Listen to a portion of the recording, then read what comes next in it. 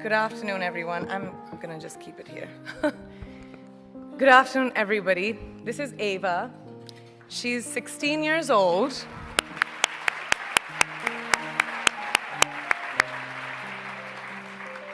An age where girls should be enjoying their innocence and joys of their youth. But she, at such a tender age, understands the importance of being a voice for her peers, an advocate for young girls and women around the world who may not have the opportunities that us sitting over here have. So receiving this honor from a hero like her makes this so much more exceptional. So thank you.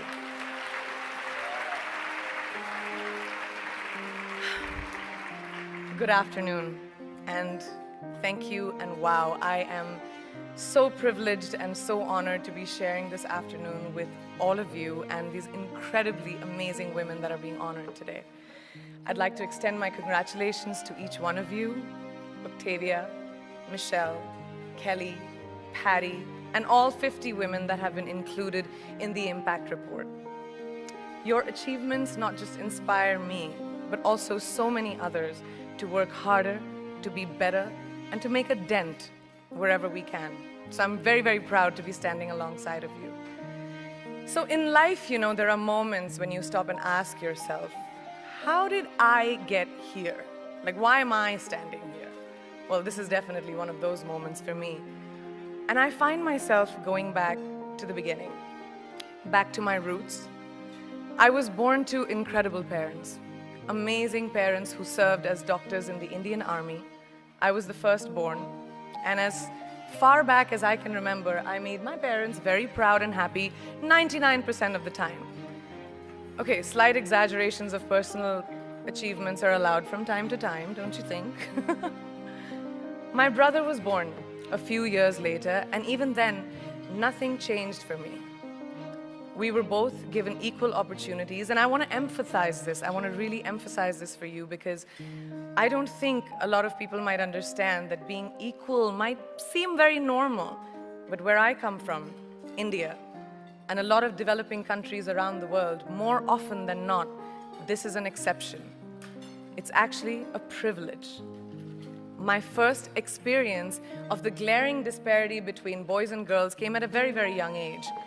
I grew up in a middle-class family with extremely philanthropic parents who constantly reminded me and my brother how lucky we were and how giving back to those who were less fortunate was not a choice, it was a way of life. Simple.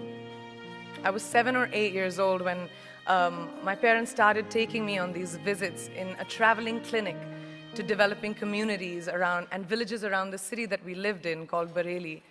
We were packed into this ambulance, and my parents would provide free medical care to people who couldn't afford it. My job at the age of 8 was assistant pharmacist. So I would count all the medicines, put them in an envelope, and give it out to patients, and I really took my job very seriously, very seriously. But the more I went on these expeditions, the more I began to notice the simplest things that distinguished a boy from a girl, or a man from a woman. For example, girls were pulled out of school when they hit puberty because they were considered ready for marriage and babies. That's 12 and 13, while boys still enjoyed their childhood. Or basic human rights such as healthcare were denied just because they were women. Let's call this whole experience trigger number 1 for me. Fast forward a few years and many, many triggers in between. Like a producer-director, for example, early on in my career, I must have been about 18 or 19, telling me that if I didn't agree to the ridiculous terms or painfully low salary in his movie, that he would just replace me. Because girls are replaceable in the entertainment business. That was a memorable one. Made me decide to make myself irreplaceable. But I think what really moved the needle for me and ultimately led me to create the Priyanka Chopra Foundation for Health and Education, and around the same time partner with UNICEF, was an encounter with my housekeeper's daughter. About 12 years ago, I came home from set early one day, and she was sitting in my library reading a book. And she must have been 8 or 9 years old, and I knew she loved reading. So I asked her, I was like, it's a weekday, why aren't you in school? And she said, oh, I don't go to school anymore. So I went and asked her mother, and I said, why isn't she in school? And her mom said that her family couldn't afford to send her and her brothers to school, so they chose the boys. The reason, she would eventually get married and it would be a waste of money. I was completely blown, and it shook me to my core. Eventually, I decided to cover the cost of her education so that she could continue to learn, because education is a basic human right.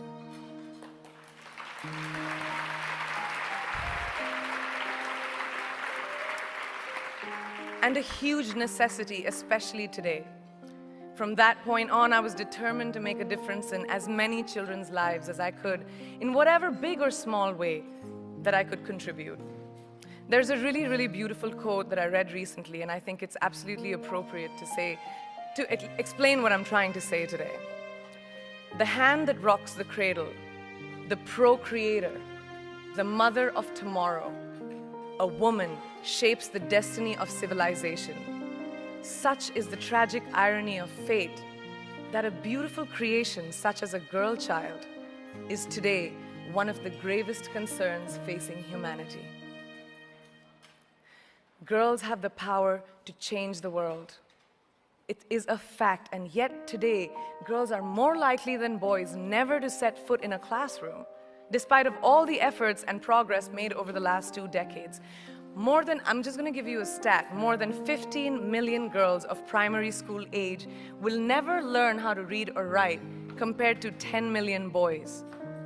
Primary school, it's the beginning of our future. Over the last 11 years, I have witnessed firsthand the incredible work that UNICEF does for children around the world, especially victims and survivors of child marriage, displacement, war, sexual violence. But there is still so much work to do. And for me, that is the fuel to my fire. The reason I'm so committed to this cause, and that is where my passion stems from, because I know that a girl's education not just empowers families, but communities and economies. A result of her education, we all do better. It's just as simple as that. As entertainers and influencers sitting in this room, I feel that it's our social responsibility to be a voice for the voiceless, which is why I applaud each and every woman in this room for being such a badass.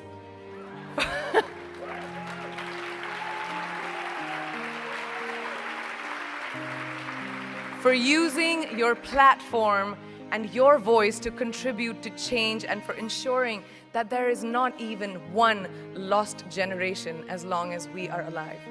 I'd like to thank Variety and all of you for encouraging me and all of us in this room to keep going and fighting on. Thank you so much.